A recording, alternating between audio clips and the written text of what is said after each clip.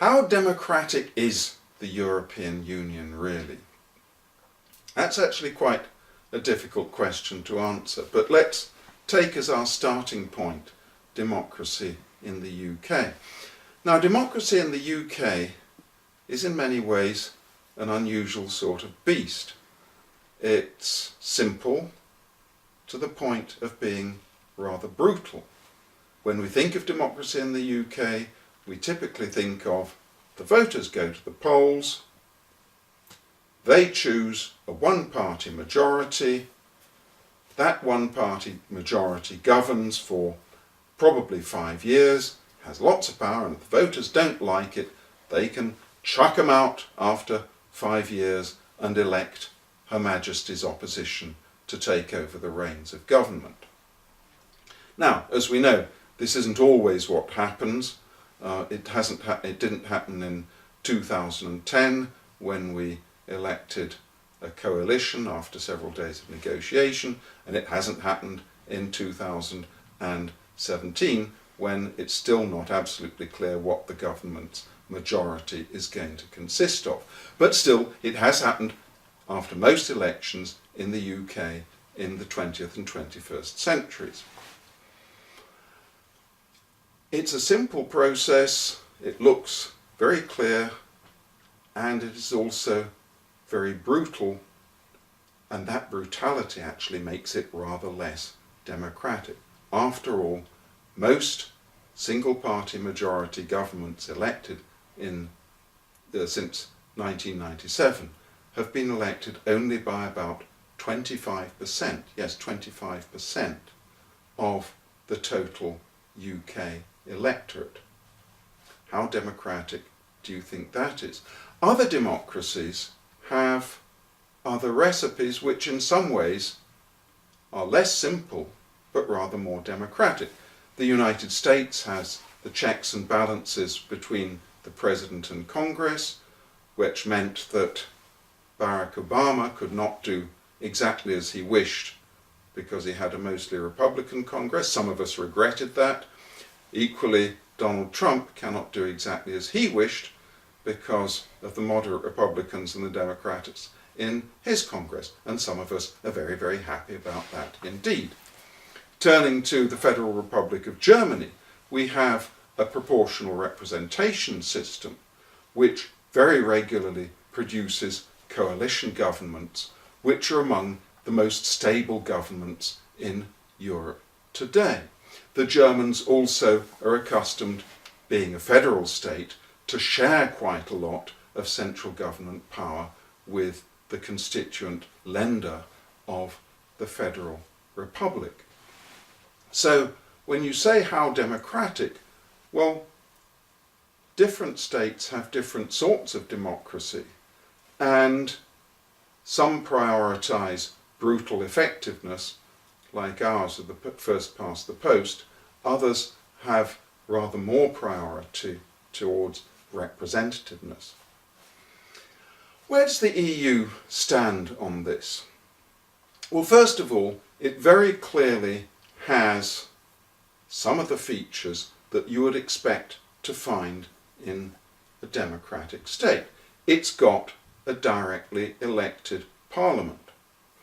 That directly elected parliament is in some ways freer, less disciplined than the heavily whipped majority of the House of Commons, for example. And it's got real teeth. It's impossible to imagine, for example, the President of the European Commission, a figure nominated by the democratically elected governments of the member states, being sworn into office without the agreement of the democratically elected Parliament of the European Union. The Parliament of the European Union ratifies the choice of the member states not just of the President but of the Commission as a whole. The Parliament of the European Union can, through a vote of censure, overthrow the Commission. Indeed, the collective resignation of the Santer Commission in 1999 happened because they resigned before being pushed. So, yes, the directly elected European Parliament does have real teeth, and the Commission, often identified as the least democratic part of the European Union, is itself nominated by the democratically elected member states and ratified by the Parliament. Moreover, of course, the Commission's proposals do not simply go straight through without any discussion. They have to be agreed by the Council of Ministers, representing the governments of the member states, as well as by the European Parliament. Now, it is true that the Commission does pass a certain number of regulations to do with implementing certain policies, such as the Common Agricultural Policy, from day to day, from week to week, which don't go through the full democratic process. Things like, well, this is going to be the price of wheat this week, for example, or the price of any other agricultural produce. But these are regulations which, in a conventional member state, would not be debated by Parliament anyway.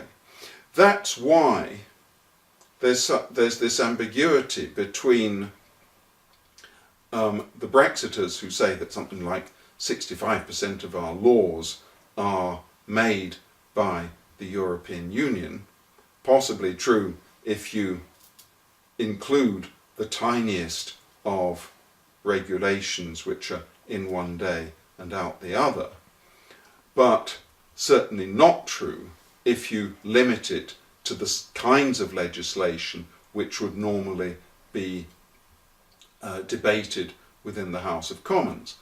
In that case, the figure is much nearer to sort of about 12.5% or so of UK legislation, real laws, that have their origin in directives from the European Union. One final point about democracy in the European Union is that, in some ways, perhaps the European Union shouldn't be expected to be quite as democratic as a state. It is not a state. It's never going to be a state. Consider this. What proportion of total GDP of a typical member state is spent by government and the public sector generally? How much do you think? Well, the answer is between about 40%, maybe the upper 30s, to about 55% in countries like Scandinavia. So Britain at the end of the Thatcher era, it was about 37% spent by government at central and local level. In the Scandinavian countries, with their big expensive welfare states, it's in the low 50s, as indeed it is in France. What are the big items of expenditure there? We're looking at pensions, welfare, health, education, defence, transport. All of those things remain very much under the control of national governments. Now consider how much of the total GDP of the EU is spent by the European Union. The answer is about 1%. To put it in another way, the European Union in 2015 spent a total for all the EU 28 countries of about £125 billion. The UK government in 2016 spent, just for the UK, about £800 billion. So, in terms of the big spending figures, really the EU isn't like a state at all. It looks more like an international organisation, and it's a damn sight more democratic than any international organisation I know. Does NATO, for example, have a directly elected parliament? I don't think it does. In the end, what matters about the EU is not how much it spends, because if we stopped contributing to the budget of the EU, we would hardly notice it as a nation, but rather it's the benefit it brings to its member states and will continue to bring. After all, the EU has brought to its member states a period of sustained peace and prosperity unparalleled since the days of the Antonine emperors. And that's not me saying it, it's Boris Johnson in his biography of Winston Churchill before he turned into a Brexiter. Thank you very much.